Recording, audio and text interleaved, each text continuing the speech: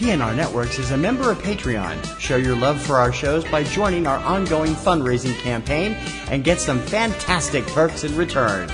Check it out and become a Patreon sponsor. You can sign up at patreon.com, patreon.com/PNR Networks. And thanks for your support.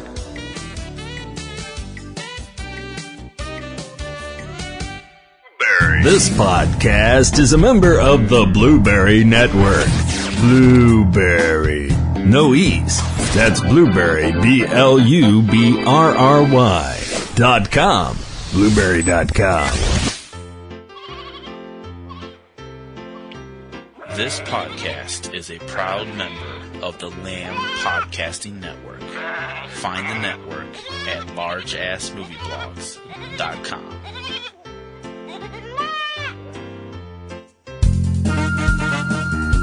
It's Kim versus TC in the battle of the lists. My list is better. My list is better. My list is better. No, it's not. My list is better. Kim or TC, who has the better list?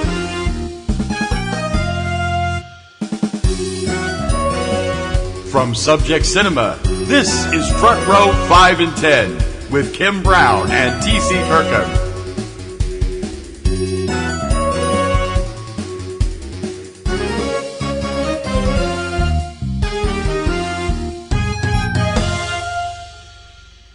Hey guys, welcome to another week here on Front Row 5 and 10, brought to you by the good people that bring you Subject Cinema. That would be me and him, the me being Kim Brown. And the him being TC Kirkham. Do we bring them Subject Cinema? We've been off the air for 3 weeks because we're redoing stuff. And well, we've brought we'll it be to back them this before, weekend. And we're bringing it to you again. Yeah, eventually. We'll be back Yeah. this weekend.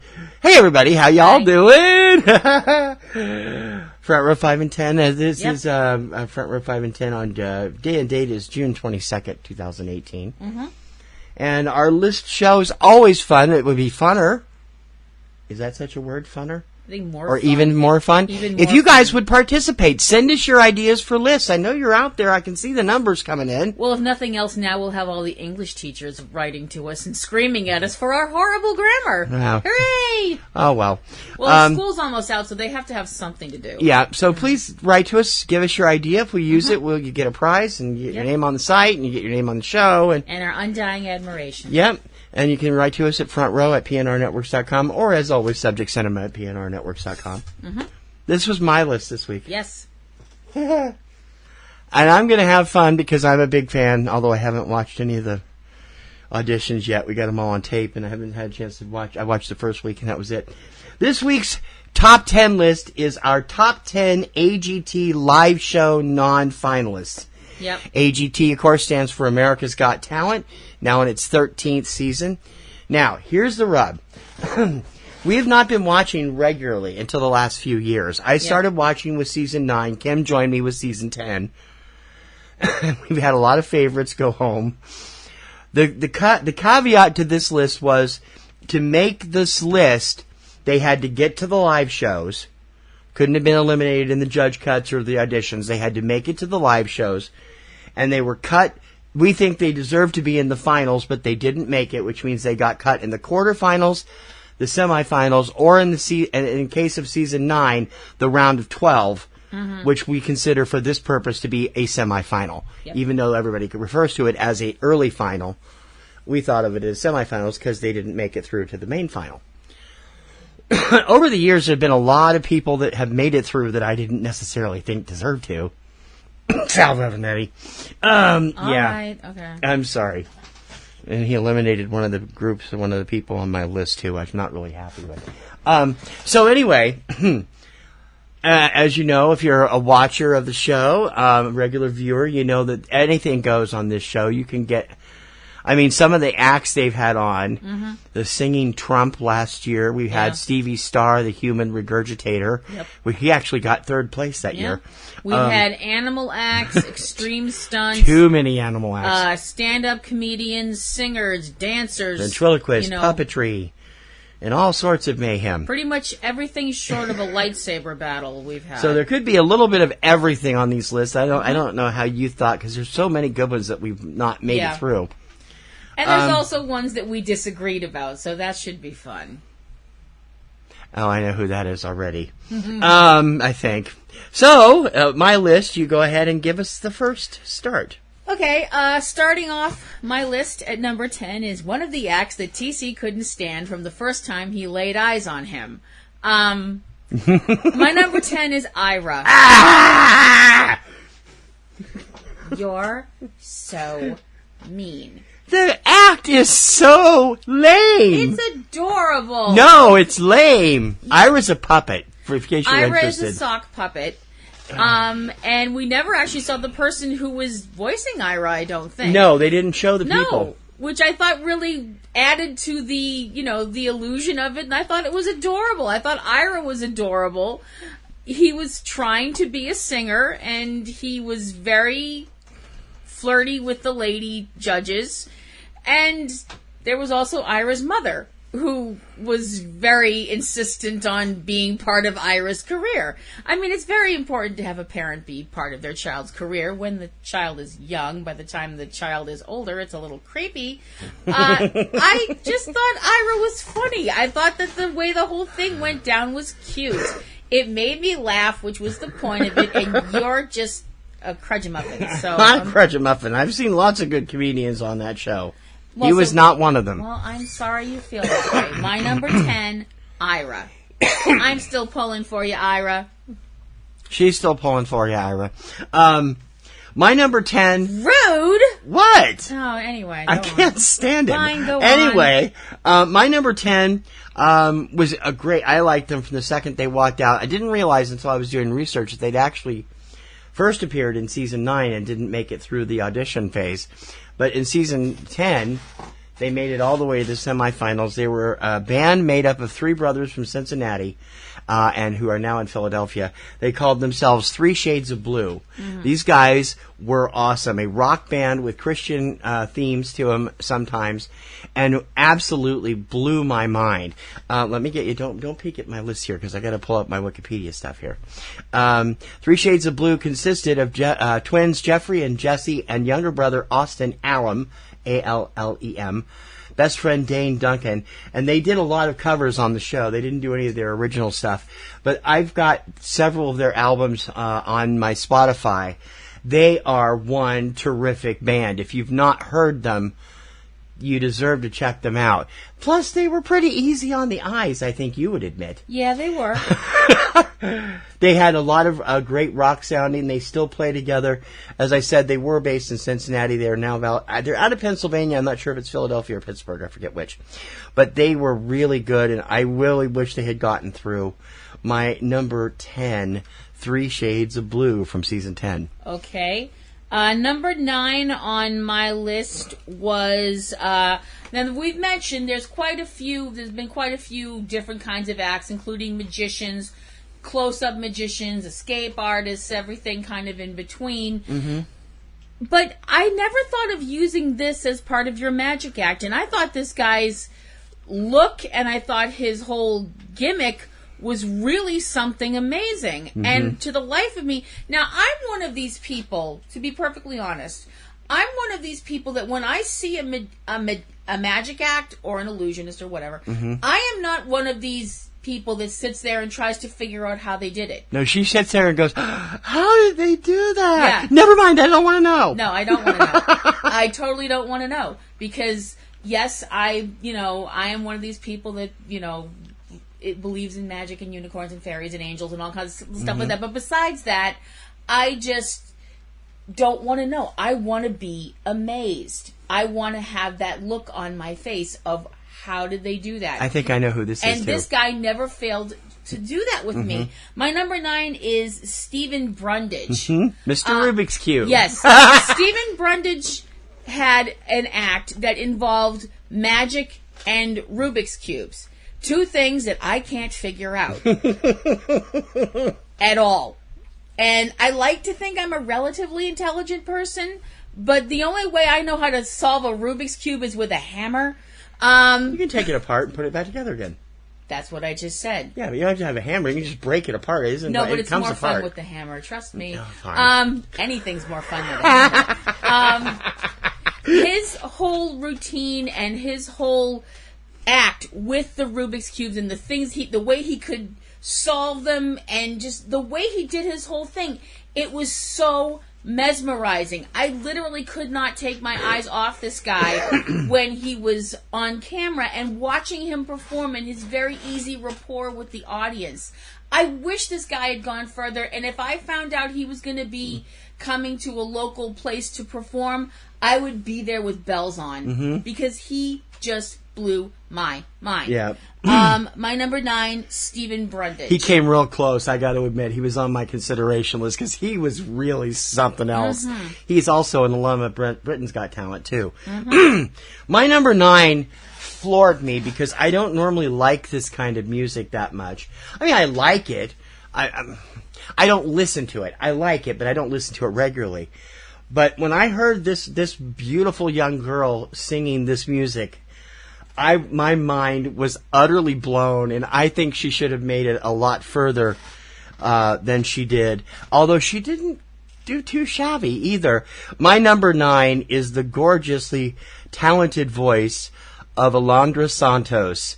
She was a mariachi singer. She came out here at age 14 or 13 and started doing these wonderful, intricate Mexican and Spanish mariachi songs.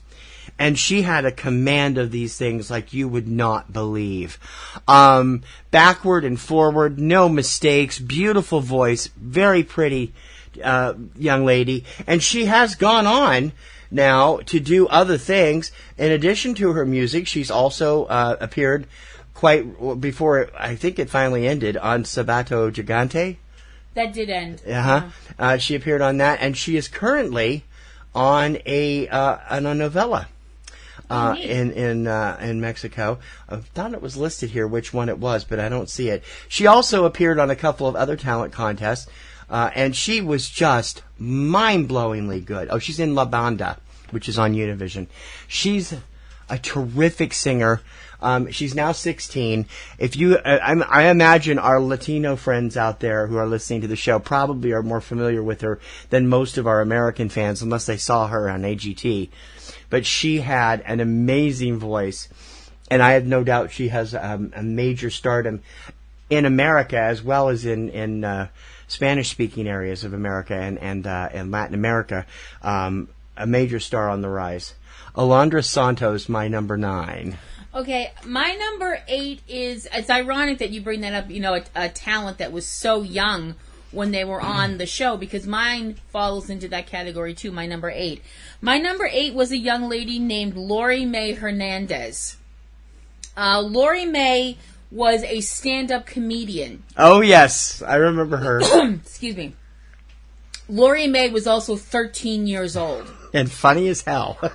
She was up there at 13 with a sense of timing, a sense of composure, a sense of just knowing where the audience is, reading the audience. Yep. That I've seen people twice and 3 times her age lacking. Yeah, and including some that have been on AGT. And like Mike, you said, what's his name? She was funny. She was, it's mostly observational humor. And people tend...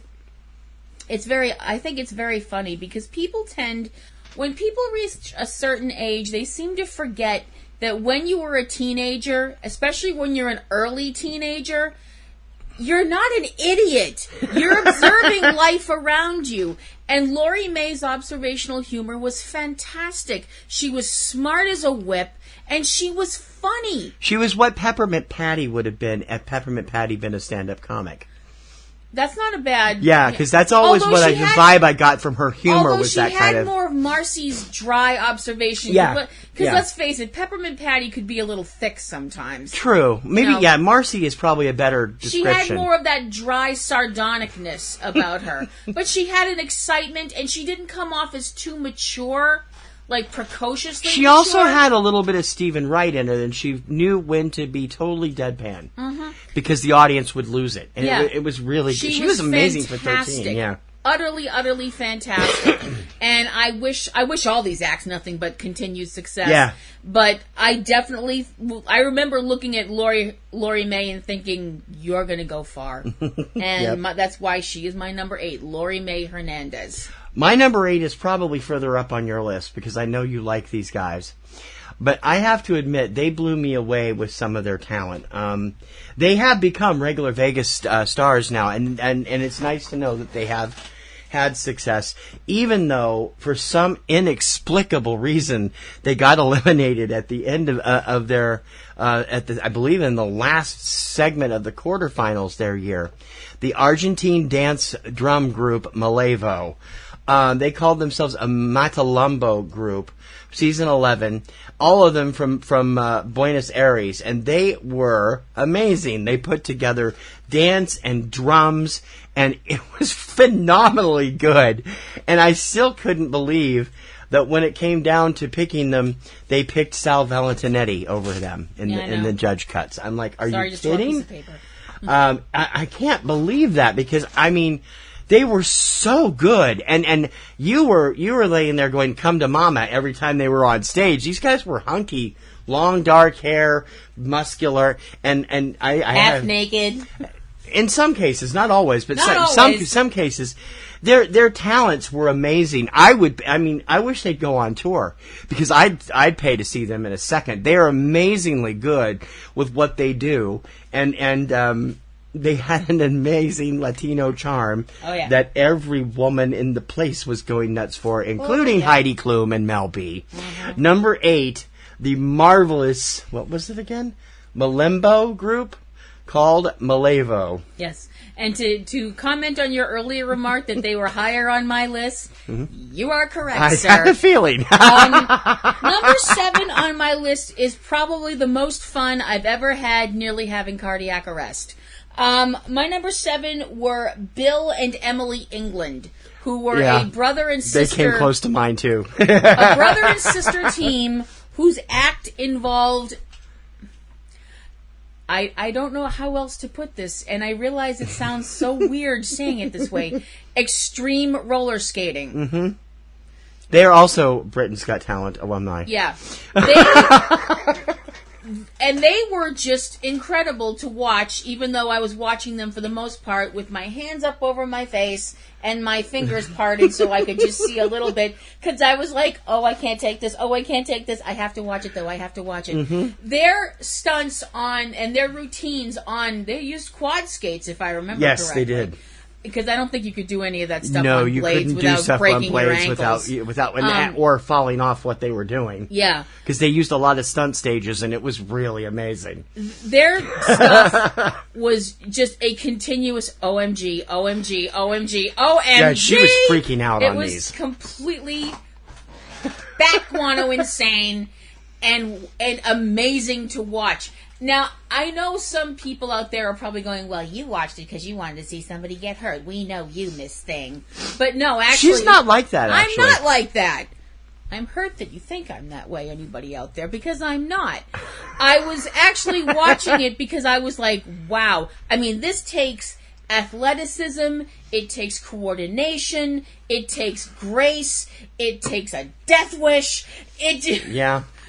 Or nerves of steel. I'd say balls of steel, but Elizabeth being a lady, and they're British, so they probably wouldn't appreciate that kind of language. No, they were Irish, actually, weren't they? Weren't they? I thought they were European. from Dublin. Yeah. They're European. I'm sorry if I made a mistake on your nationality, folks. But they were amazing. I would go see them in a second. Yeah, I would too. And I'd still be watching them with my hands over my face, just peeking out between my fingers, going, OMG, OMG, OMG. My number 7... Billy and Emily England. They also are regular performers in Vegas now, and they are terrific. I mean, that's a really great choice because I came so close. This was such a hard thing for me because there's so many good acts. And you came up with it, so it's your own damn fault. I know, but it's just like, wow, they were terrific. My number 7 is well, you guys know what kind of music I like. If you've been listening to the show for any length of time, you know some of my favorite acts are Hanson, Def Leppard. I love a lot of the dance stuff. Really. I like a little bit of everything. I can listen to Esquibel 1 minute and Daft Punk the next. Like all of it. These guys... that's a mashup I didn't need to think about. Wow. Oh, that hurt. Or Herman's and Nirvana. Could you please stop making my brain cramp? That's mean. This little trio were special. And it was special because they were a family. And it really worked well. There was the father figure, the wife, the mother, and the daughter. Mm-hmm. The difference between it is that the mother had the daughter earlier in life and then met husband who adopted the daughter, and they became a family band. They called them, when they were on the show, they were called the Edgar Family Band. Now they go by simply Edgar, and they are made up of Nikki Leontoni, who was a Christian gospel singer when she was a teenager, her daughter Jaslyn, and husband Ryan. They did a lot of great stuff, mostly pop, some soft. The leads were usually done by Nikki. They also have some stuff on Spotify you can find. It's really terrific. Nikki has released a new album since they were on the show, and the daughter is also working on music too, Jaslyn. Nikki, who, like you mentioned, was a Christian singer, wound up with an unplanned pregnancy, and the Christian community showed how truly Christian they were by turning their backs on her. Yeah, they were utterly amazing, and that together whole they sounded without casting the first stone stuff. The sound of the 3-part harmonies they had were gorgeous. I mean, they were fantastic. They got as far as the semifinals. Were eliminated by the judge vote instead of Laura Bertan, who was a wonderful singer that made the finals a couple years ago. My number 7, Edgar, also known as the Edgar Family Band. Okay. Number 6 on my list also falls into the watching it through your hands with your finger. And just, with that peeking out thing. See, I always knew you really loved that stuff, no matter how much you complain about it. I call it finger draping.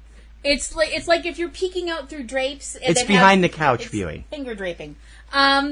My number 6 was a knife throwing act called Deadly Games. I knew those would both be on your list, them and Billy and Emily. It's like, okay. Well, first of all, the name Deadly Games just kicks ass. It sounds like some late 80s, early 90s heavy metal band. I just like the name.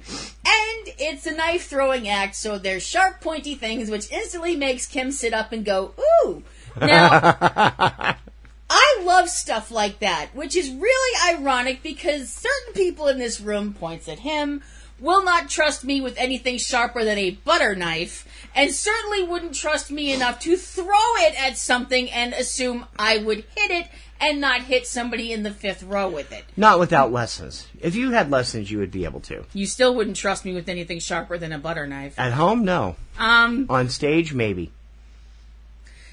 We'd end up paying a lot of hospital bills for people out of the audience. Anyway. These people were so exciting. And again, it wasn't a case of, I want to see something go wrong. Yeah. Because a lot of people think like, that's just flipping a knife and, hoping for the best. It's not. Not when the person is going around around and around on this spinning wheel thing. It was like, oh my God, really? It takes so much eye-to-hand coordination.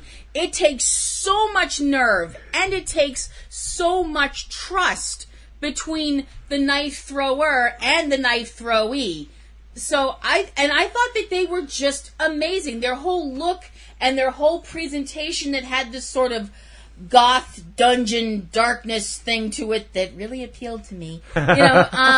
We won't go into that. But I really loved them. I wish they'd gone further. I'd see them again in a heartbeat. All these people I would see in a heartbeat. Even Iris are there. My number 6... You'd be alone on that I know. My number 6 AGT act. They didn't make it to the finals, but I think should have. Deadly Games. They were really good. They were really good. My number 6... AGT has become known over the last several years for having some really talented mentalists on the show. One of them, husband and wife duo known as the Clairvoyants, were runners-up in season 11, and they are like making oodles of money as a top headline act in Vegas right now. They were terrific. So were a number of other ones, including Mike Super and Oz Perlman, who also made the finals. But this guy, he was so out there that Kim was like, oh my cow. Some of the stuff he came up with were just mind-blowing. And he was just a little bit of a fruitcake to boot. From England, and also an alum of Britain's Got Talent and Penn and Teller, Fool Us, Colin Cloud from season 12. Mm-hmm. Cloud described himself... and his fans describe him as a modern day real life Sherlock Holmes. He's an observational mentalist. And some of this us may guy or may not have blew our minds every time he was on. Yeah. As much as I love the Clairvoyants, and I'd love to see their Vegas show, they were terrific.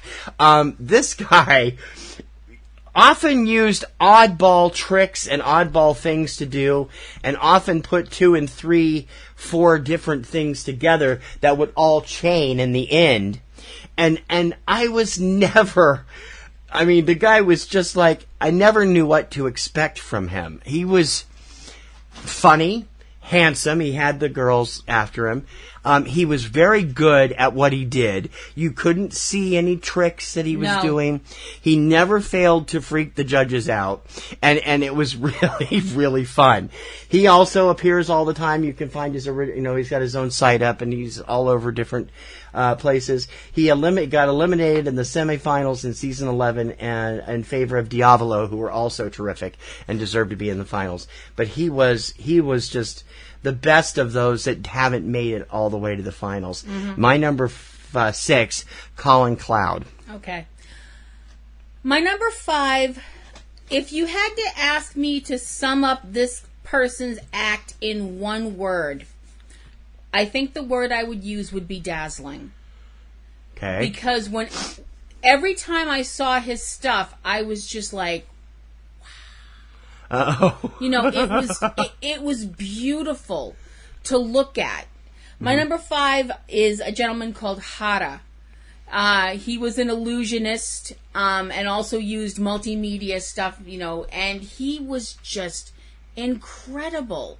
I just sat there and watched his work, and I wouldn't move. I wouldn't move because I would just be sitting there completely spellbound watching all of this stuff unfold and him at the center of it.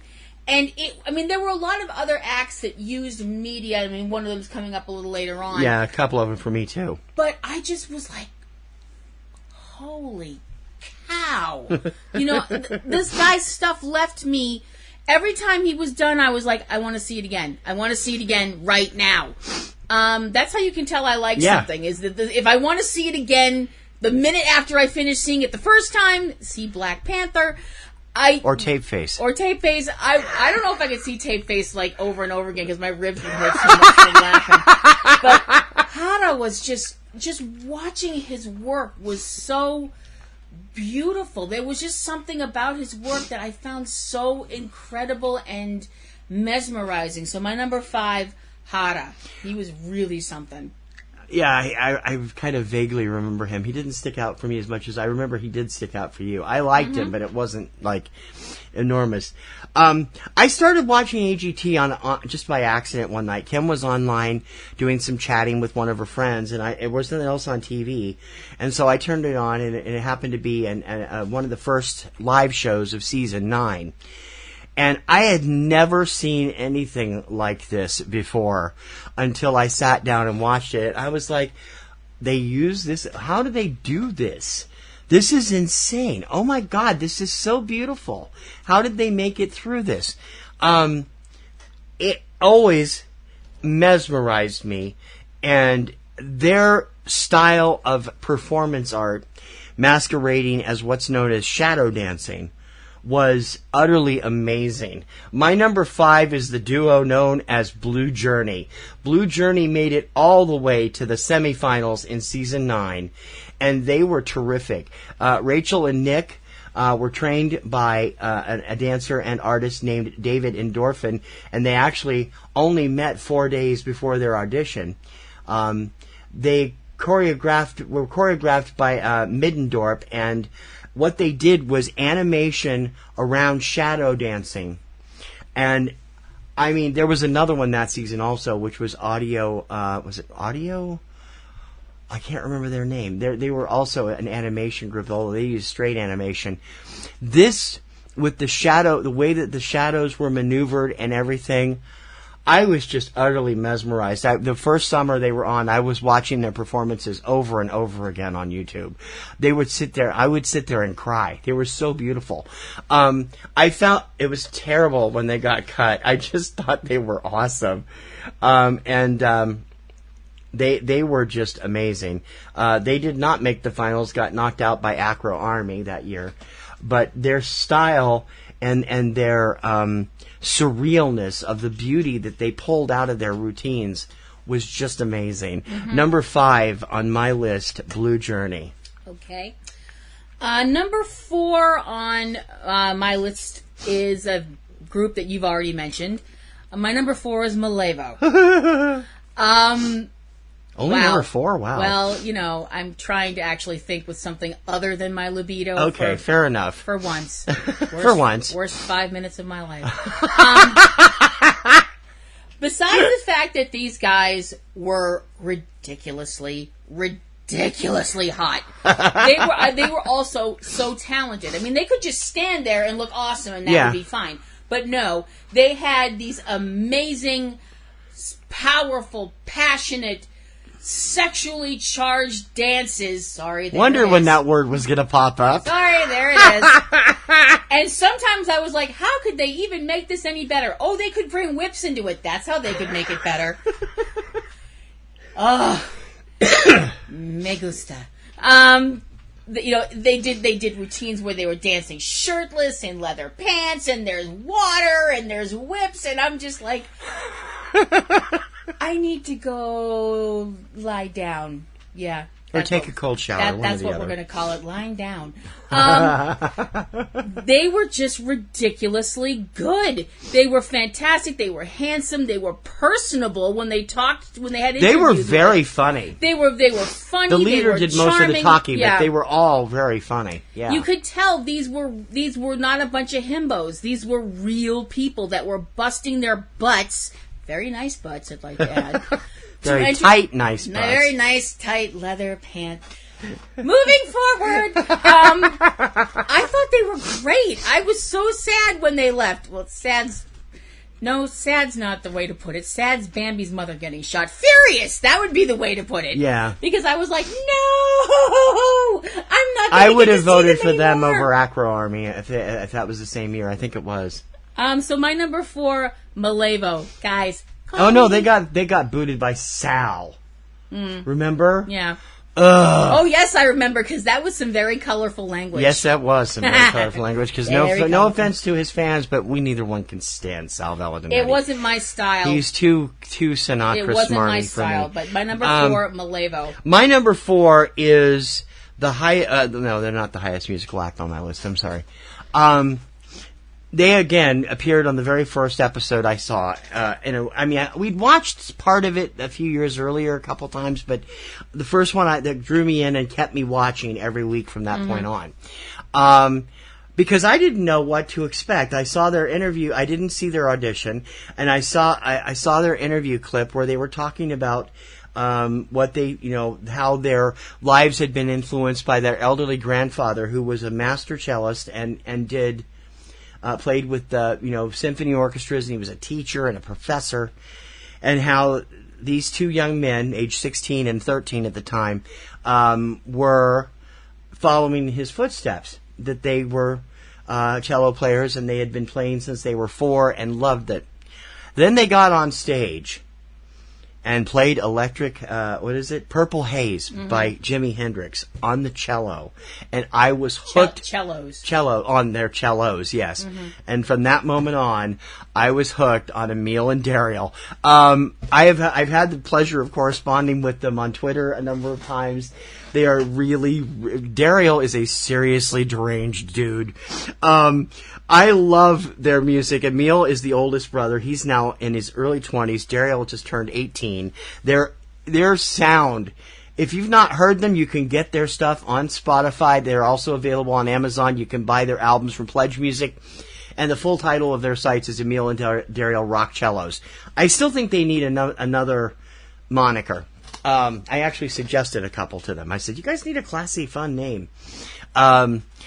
They were got first taste of stardom when the duo Two Cellos, who are, I believe they're Ukrainian, saw their clips online and actually put them up on their website. And then later invited them to play with them when they played Miami. And they have been like pursuing their own dreams of cello fame ever since. It is, I mean, to hear these guys rock out on just about everything. I mean, if you go to their website, which you can get to their YouTube stuff or emilanddaryl.com, they have amazing covers of some of the coolest. They do a lot of Metallica. Mm-hmm. Their cover of Enter Sandman is phenomenal. They do a lot of other heavy metal. Ironically, it was Howard Stern who told them to try and do more than what they normally did on stage. So they brought a choir and a whole bunch of stuff and did Aerosmith's I Don't Want to Miss a Thing. And rightfully, they should have made it through to the finals that year, but unfortunately, they were in the Duncan save, and it came down to them and this guy named Miguel Dakota, and Heidi and Mel B couldn't see past their libido, even though Emil and Daryl could run rings around Dakota. Although, to be fair, I didn't like Miguel when he was on the show, but his album was fantastic. Mm-hmm. I still think they got cheated, but they are amazing, and go find them on YouTube because they're awesome. Number 4, Emil and Daryl, last name Lyavetsky, and their full title, Rock Cellos. Okay. Number 3 is someone that just completely stole my heart. He should have been arrested for stealing my heart because, actually, screw stealing my heart. He stole the show that night. And it's really weird for me to say that because growing up as I did with a younger sister, hi Joy, I was... Glad she's listening. I was subjected, put it that way, to more than one dance recital. I rapidly learned something about myself. I hated dance recitals. I was bored out of my mind. And I mean, to be perfectly honest, I'm sure my sister felt the same way about me being in band and me being in chorus and me being in plays and stuff like that. But I just remember watching dance routines and just being like, ugh. This amazing young man changed my mind so much about dance. Although, I mean, I learned how to like dance better, but just watching this kid dance and tell a story through his dance, it just completely tore me to pieces and made me a lifelong fan of number 3 on my list, a young man named Merrick Hanna.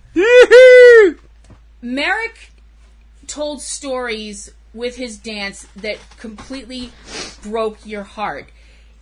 It helped that the music he was using was story songs like I Built a Friend, which is a song that could make a Vulcan cry. Yeah, I talked about that last week.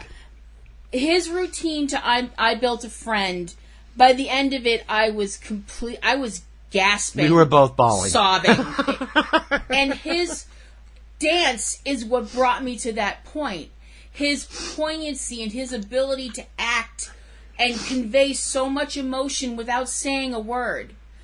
And his further routines just made me realize this kid is not only talented, and I don't use this word very often, he's blessed. He is blessed with being able to convey his feelings and to convey a story through the art of dance. And in his hands, dance is truly an art. And he's only...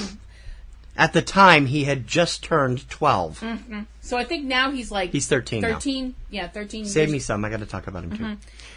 I figured that.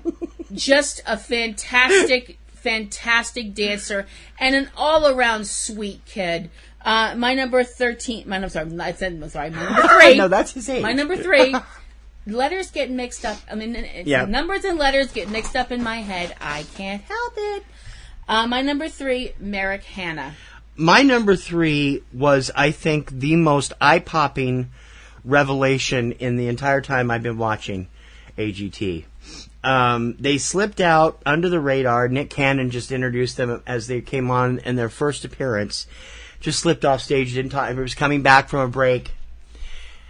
And I'm sitting there, and my mouth is going, holy crap. Oh my, what the, holy cow.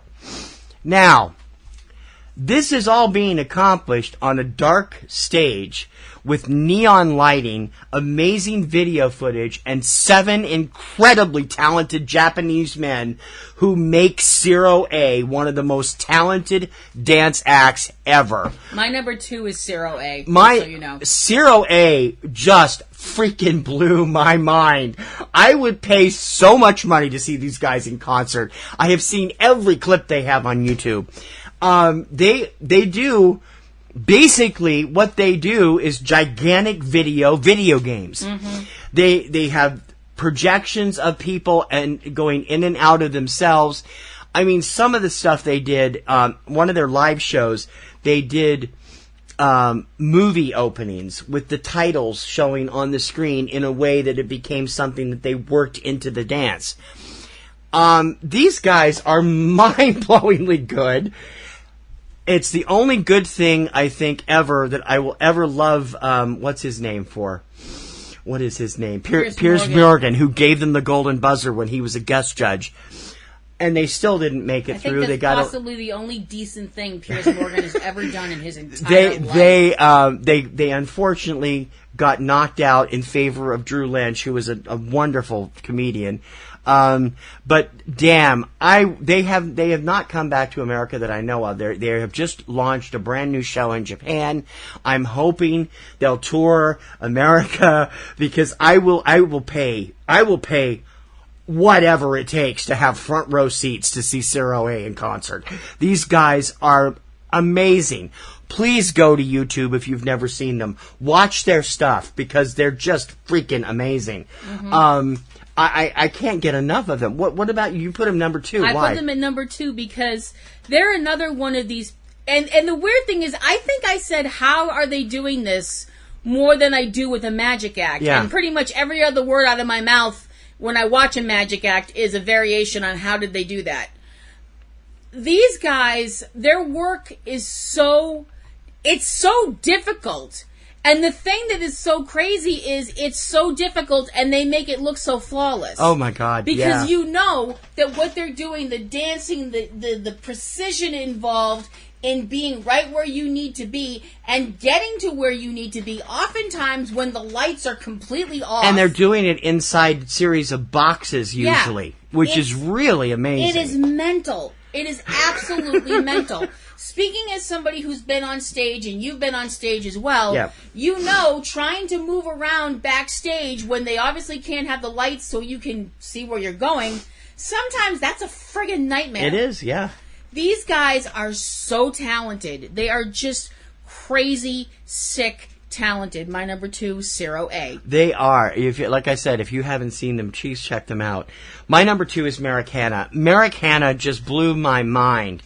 Last season, I was so pissed that he got cut in the semifinals. Mm-hmm. This adorable, just turned 12-year-old kid. Oh, he was just the sweetest looking little kid.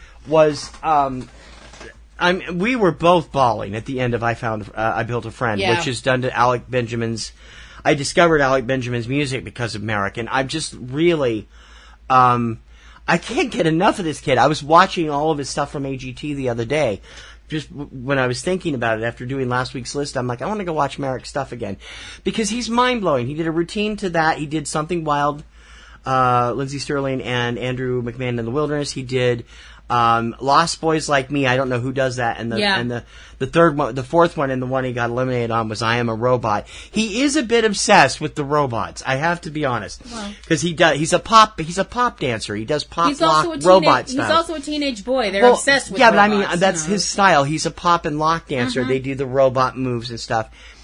He's already done the junior edition of So You Think You Can Dance. He did that right before he did AGT. He's been in a number of music videos. He's pursuing an acting career in addition to the dancing now. This kid is I can't tell you. He's so... You look at that smile. Merrick is one of the most handsome young men I've ever seen. That smile will dazzle you. Yeah. Oh, my God. And he's so talented. And people online were so mean to him. He's just a kid. He's just doing... I could do that. And I'm like, no, you couldn't. Bet you couldn't. First of all, some of you would have to get off your couch, and I don't think some of you have done that since Reagan was president. The last routine, I Am a Robot, he actually incorporated some wire dancing into it, which was amazingly well done. And I mean, he started using the first two were just him on stage or him with a bench. The second two were done with video stuff that were just mind-blowing. And he also did... He came up with the storylines himself. Mm-hmm. Somebody said he did the animation himself, which I don't think that would have been possible that quickly, within a week, unless he did it earlier and it was something he'd done before. It tucked away and set aside. Yeah. I was watching a thing of him on his website. You could just look up Merrick, Merrick, Hannah, Hanna, on YouTube. And there's a great dance video of him comparing himself and how much he's grown from age 9 to age 11, dancing to the same song side by side. Yeah. It's amazing. This kid is going to be such a big...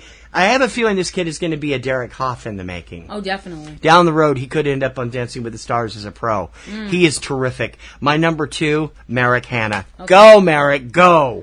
My number 1 person that didn't quite make the finals on America's Got Talent, but totally should have, is another person that I knew the second I say his name.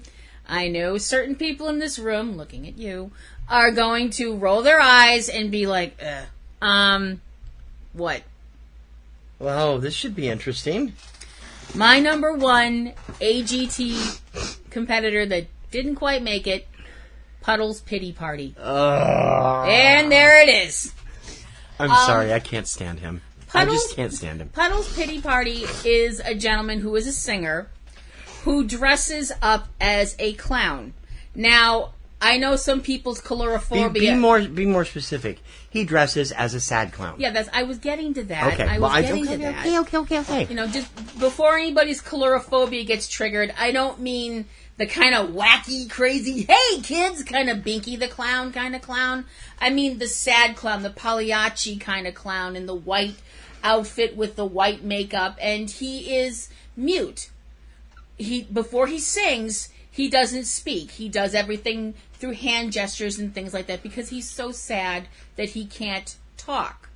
Now, instantly that made me all like, oh, you know, because I am a total marshmallow and I know it. But when I'm proud of my marshmallow status. So there. I'll put you in my hot chocolate anytime. Oh. I don't know if that was an O or an ew. I'm not really sure. But when he starts to sing, oh my frog. When he starts to sing, he has this amazing, beautiful gift straight from God's hands voice. His voice is amazing. It's rich. It's melodic. It's just incredible. And his take on certain songs, and he does them in a way that's completely usually unlike the original artist's take. One of the things that he did on AGT was a cover of the song Royals by Lorde. And I was just like, oh my God. You can actually see that on Postmodern Jukebox, too. He's performed with them a couple of times. I think the only thing I even love more is his cover of Sia's Chandelier, which is one of my favorite songs anyway. But listening to this, I burst out crying when he started singing Chandelier. I burst out crying and applauding in our living room. She did. You know, because I believe in sending positive vibes out into the universe. Excuse me. I just think he's fantastic. He's just so incredibly talented. And just, his look is so different. And just listening to him sing puts me on another plane of existence. It's so beautiful. So, my number 1 AGT contestant that should have made it further, Puddle's Pity Party. You have a fan in Massachusetts, your Puddleness. I will give you, he has a terrific voice. My whole complaint is, why is he burying it in that ridiculous gimmick? I mean, he really does. I don't know. It just doesn't seem to me to be necessary. But that's me. And I can't believe you left number one off your list. You remember a few years ago, back on this little show called American Idol, how this one incredibly voiced chick got eliminated way down in the list somewhere. She came in like 8th or 10th or something. Eliminated near as it got closer to the season, but it was not that far into the full season. And then 2 years later, she was winning an Oscar for Dreamgirls. Mm-hmm. That was, of course, Jennifer Hudson. That's what happened to my number one. She had a unique talent, went on AGT, got through everything, and then the morons out there who were watching at the time voted her off in the quarterfinals. The quarterfinals. She had the last laugh, though. A year and a half later, she won one of the first YouTube awards for doing a video with a pop band.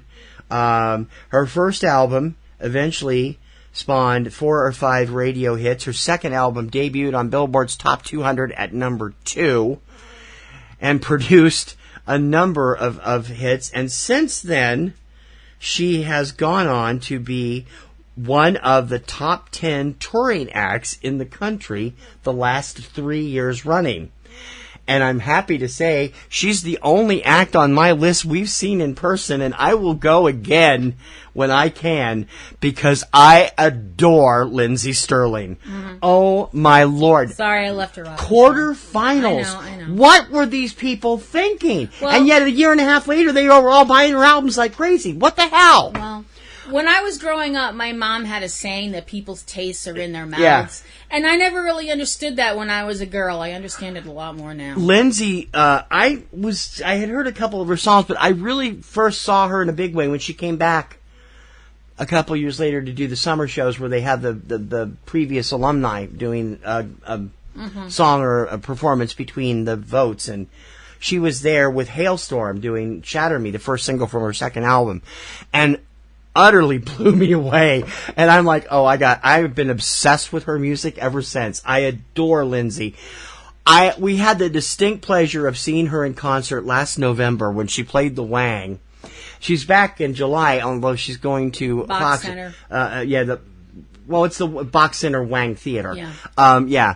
We had great seats. She actually was running around, ended up standing right next to us at one point, and I was like, oh my God, that's Lindsay. She runs back up to the audience, to the stage. She really, that was one hell of a show. It was an awesome she's show. just amazing, and she plays dubstep violin. For those of you who don't know, she's a violinist. She's a dancer. She writes incredible music. Yep. I mentioned that Merrick Hanna did a routine to her song "Something Wild" from Pete's Dragon, which the vocal was performed by Andrew McMahon in the Wilderness, which turned me into a big fan of his. Another song that should have been a huge hit. Yeah, well, it didn't do that well on the radio, but she's just amazing. She's now, if anything else, she's now more of a household name than ever after appearing last fall on Dancing with the Stars, finishing second place to Jordan Fisher from Hamilton, dancing with her buddy Derek.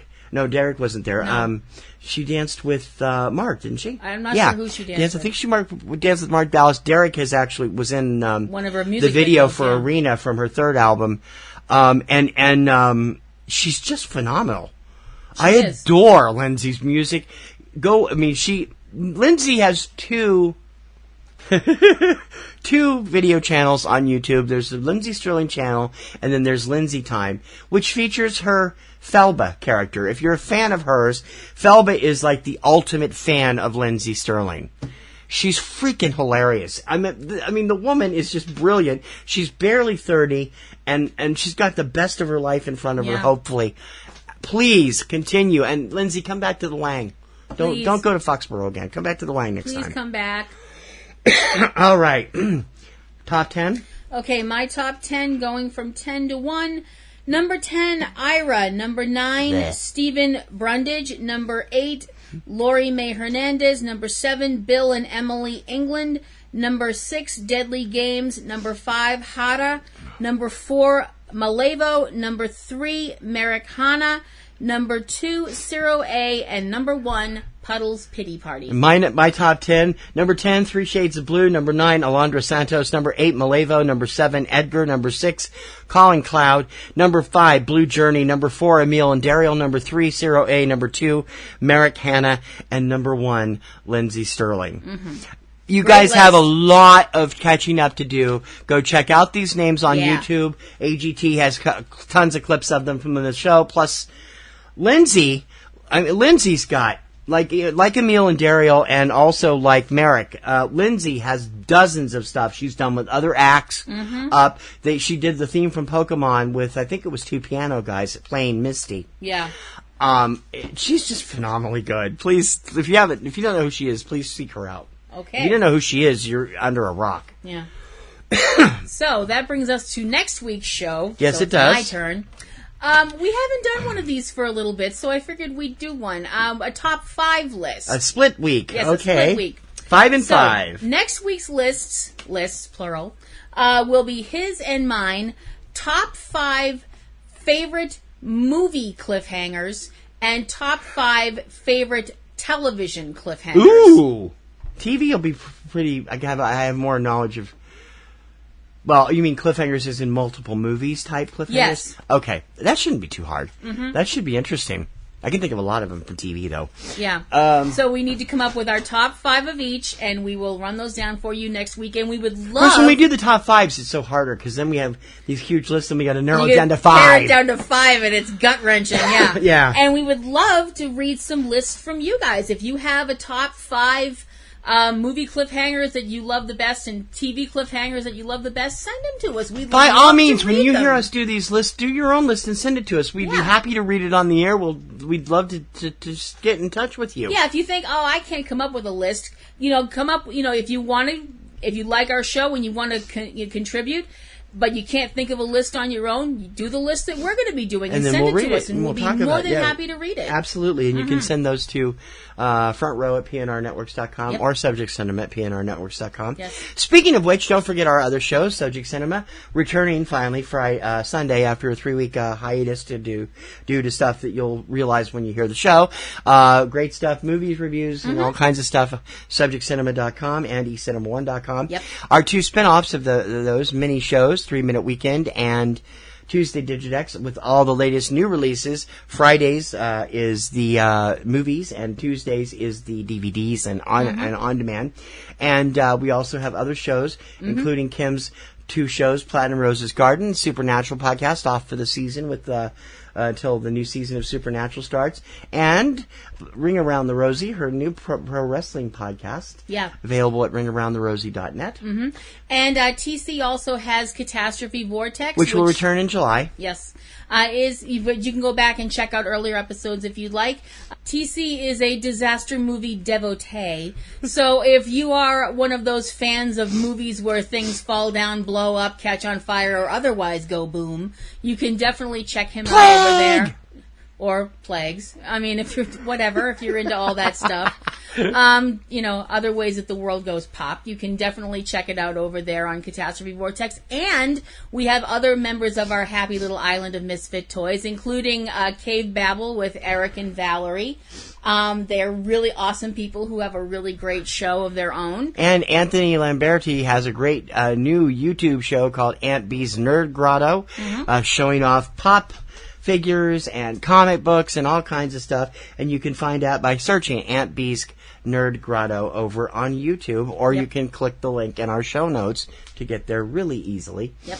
And if you are of a dramatic nature and you'd like to hear somebody else being dramatic, or a bunch of somebodies, you can check out Manhattan Hammerdown As It Happened, which was a dramatic piece that TC wrote, and everybody from our little band of merrymakers was involved with. It's looking at what else happened in New York the night that something very large and very pissed off came out of New York Harbor and caused all kinds of havoc, which was portrayed in J.J. Abrams' film Cloverfield. Oh, actually, Matt Reeves' film. J.J. was the producer. Sorry. Matt Reeves was the director. Sorry. It's longer than the movie, so longer please than come the over and movie. check it out. But it was a lot of fun. It was a real labor of love, and I think it turned out really well, so you definitely want to check that out. There will be a sequel at some point, hopefully. Well, not necessarily a sequel. There'll be another project. There'll be another PNRNetworks dramatic presentation, whatever we call it. I think we called it PNR Premiere. I think so, yeah. And so there will be another one. It was a lot of work, but it was a lot of fun. Hopefully there'll be another one coming in October. We'll talk more about that as it gets closer. So okay, and there's other things coming up that we don't want to give away yet, all kinds of things. So please come on, check us out, and also check out our websites, eCinemaOne, eCinemaBoston, the Kirkham Report, where I'm going to be doing a new video show about music before too long. The one I started didn't get off the ground because some copyright issues popped up. Even though everybody else out there had the same clips up, I got hit with a copyright thing. And if you'd like to follow us on Twitter, you can follow me at PlatinumRoseLady at Twitter.com. And you can follow me at eCinemaBoston TC or eCinemaOne. I'm usually on the Boston ID because it's easier to do it, and I remember the password easier. If we're nothing else, we're honest. Yep, we are. So that's going to wrap it up for another week here on Front Row 5 and 10. I'm Kim Brown. I'm TC Kirkham. And we hope we can count on you to come back next week and count up another list with us. Count on it.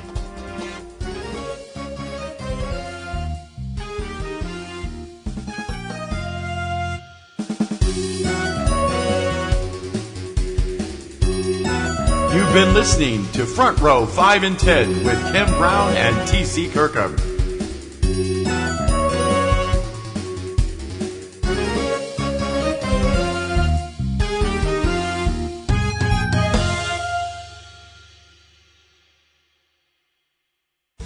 Podcasting's choice. From coast to coast, continent to continent, right here 24/7. PNR.